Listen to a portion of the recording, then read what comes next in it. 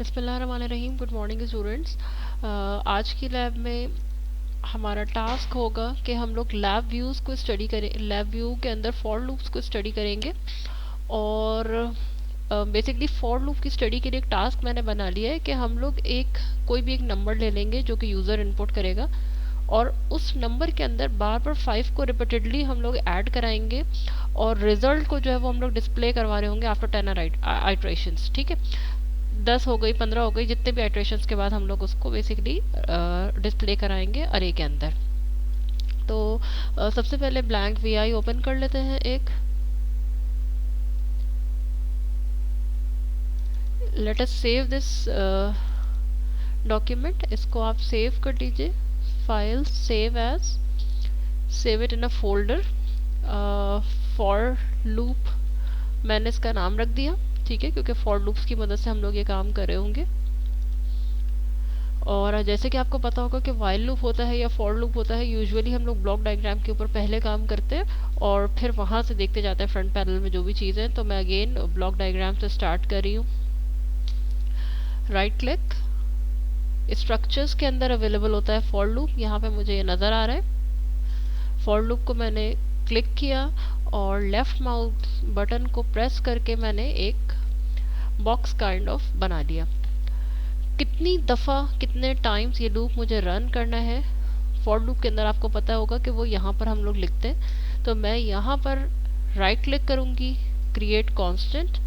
अभी जो टास्क मैंने बनाया था वो टास्क ये था कि हमें 10 टाइम्स इस लूप को रन करना है, तो मैंने बेसिकली इस कांस्टेंट के अंदर 10 लिख दिया है। ठीक है, अब हमें करना क्या है? हमें करना ये है कि यूज़र ने इनपुट देना है, और जो कुछ भी इनपुट हो, फॉर एग्जाम्पल यूज़र ने इनपुट दिया 5, यूज़र ने इनपुट दिया सपोज 4, उसके अंदर 5 ऐड होगा, 4 + 5 9 बन गया।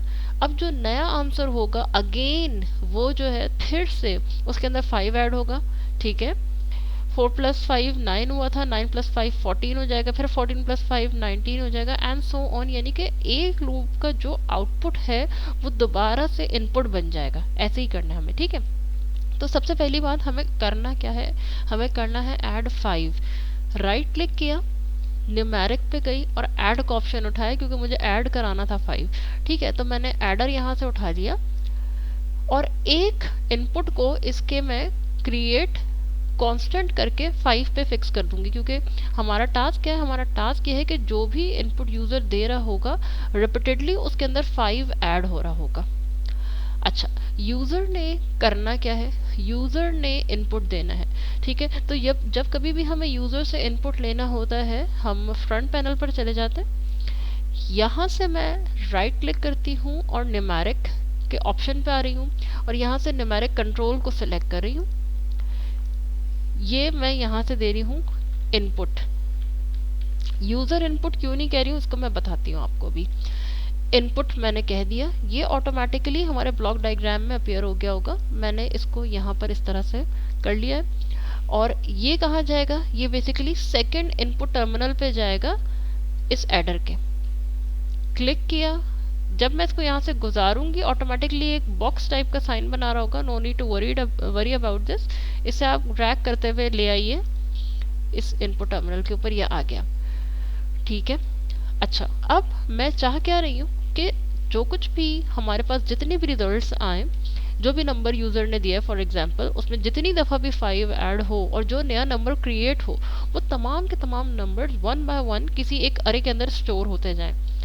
तो मैं क्या करूँगी, इसके आउटपुट को ड्रैग करा के मैं ले आई और फॉर लूप के ऊपर यहाँ पे मैंने इसे टर्मिनेट कराया। और फिर जब मैं यहाँ लाके राइट क्लिक करूँगी, क्रिएट इंडिकेटर, तो वो ऑटोमेटिकली एक अरे जनरेट करेगा। ये देखिए यहाँ ऑप्शन क्या आ रहा है, ये ऑटो इंडेक्स टनल है। ऑटो इंडेक्स का मतलब है कि ऑटोमेटिकली जो भी डाटा इस लूप से जनरेट हो रहा होगा वो 1 बाय 1 लाइन वाइज इस अरे के अंदर स्टोर हो रहा होगा। ये है बेसिकली ऑटो इंडेक्स टनल की प्रॉपर्टी। ठीक है, तो अब हो क्या रहा है, यूज़र ने जो भी इनपुट दिया उसमें 5 ऐड हुआ और फिर यहाँ इस अरे में आ गया।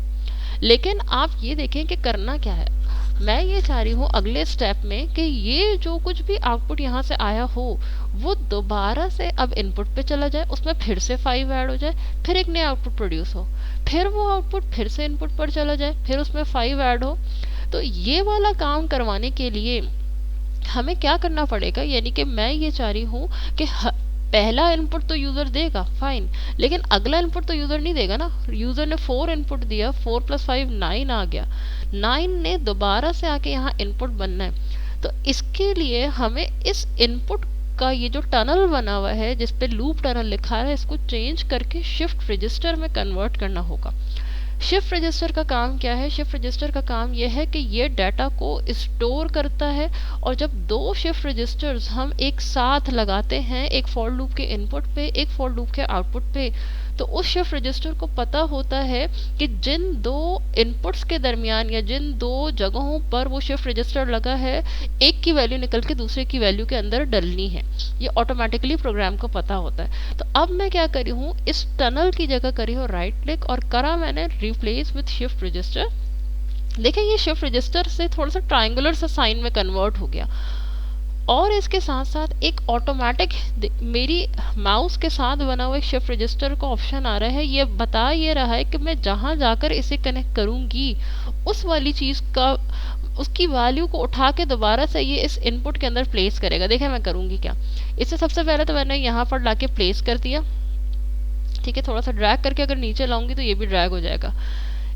यहाँ पर मैं क्या करूँगी, यहाँ पे लाके मैं क्लिक करूँगी इसका आउटपुट, जो कि पहली दफ़ा प्रोड्यूस होगा।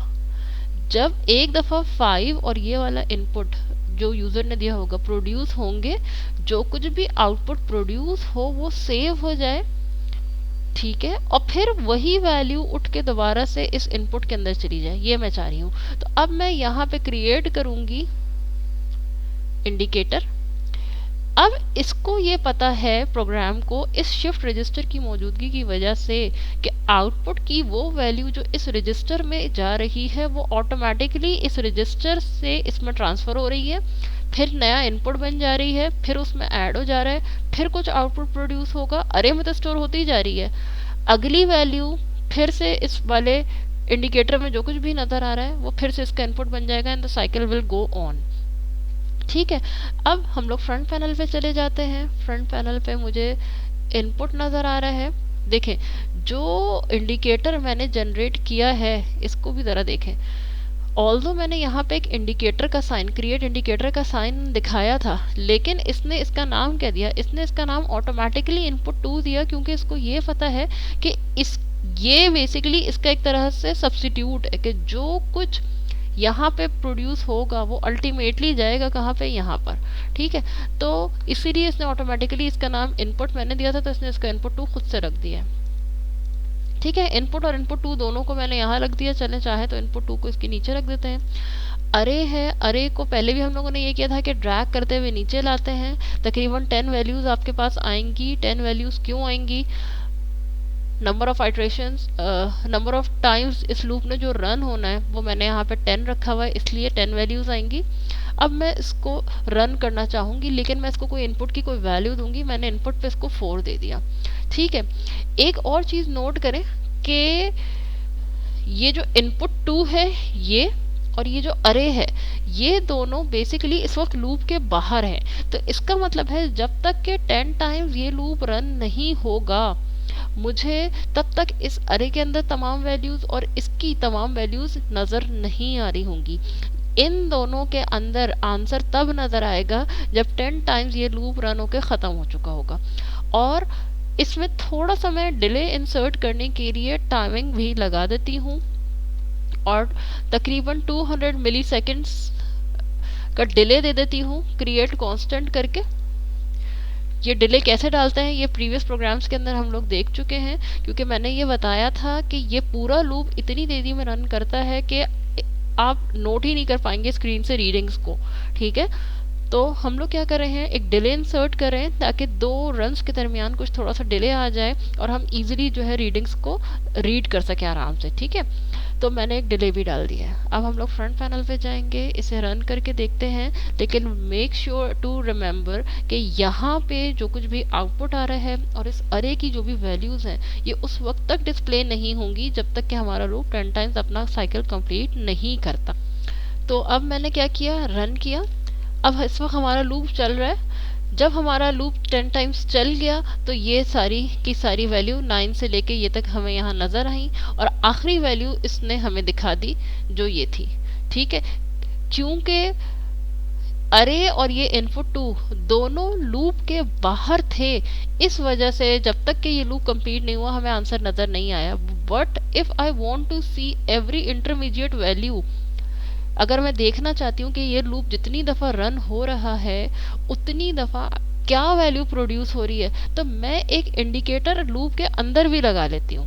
ठीक है, क्योंकि अभी तो क्या हुआ, आखिरी वैल्यू इसने मुझे दिखाई 54। देखें, अरे की जो आखिरी वैल्यू 54 थी, ये आखिरी वैल्यू 54 मुझे यहाँ पे नज़र आ रही है। ठीक है, तो अब क्या हो रहा है, मैं ये देखना चाह रही हूँ कि हर इंटरमीडिएट वैल्यू जो प्रोड्यूस हो रही थी वो क्या थी।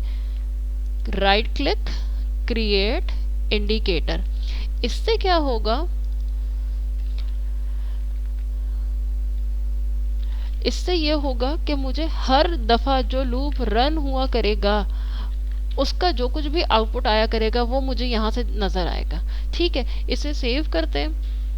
ऑल्दो इस चीज़ को लगाए बगैर मेरा प्रोग्राम कंप्लीट था, क्योंकि जो मैं टास्क करवाना चाह रही थी कि add 5 repeatedly in a number, वो काम हो चुका था। लेकिन ये इंटरमीडिएट वैल्यूज को चेक करने के लिए मैंने एक एडिशनल इंडिकेटर लगाया है। देखते हैं इसे करता क्या है। हर वैल्यू एक एक करके ये मुझे दिखाता रहेगा। Let me run this program. देखें, अब इंटरमीडिएट वैल्यू वाले ने मुझे हर एक स्टेप की रीडिंग दिखाई। क्यों? क्योंकि ये लूप के अंदर लगा हुआ था और जितनी दफ़ा लूप रन हो रहा है ये मुझे उतनी दफ़ा आउटपुट दिखा रहा है, जबकि जो दोनों बाहर हैं ये आउटपुट हमें सिर्फ उस वक्त दिखा रहे हैं जब ये लूप 10 टाइम्स अपना काम कंप्लीट कर रहा है। ठीक है, तो this completes our task for the for loop.